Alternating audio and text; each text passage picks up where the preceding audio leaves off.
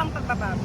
Ano po kaya yung bago na pwedeng magawa po ni Sam? Gusto ko yung pangkabuhayan, hindi ayaw-ayuda lang. Gusto ko pangkabuhayan, yung sa mga batang mag-aaral, yung sa mga senior, magbibigay ng 2,000. Ako senior na ako. Si Yorme. Bakit po si Yorme? Maganda rin naman kasi nag Pag nayaya na naman siya, iiwanan naman yung Maynila. Iwanan ng Maynila. Oo. Kaya hindi na pwede yan. Si Binta Boy ko eh. Nagmula kasi sila dati di ba sa umpisa rin. Kaya dapat sa mga tuloy tayo. Oo, tama. Ano, hindi na kailangan magkurakot. Dahil may kaya na sa buhay.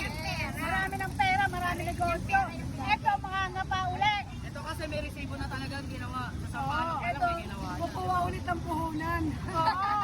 Magtatayo na ng mga maraming Jollibee. Dapat tayo yung makro.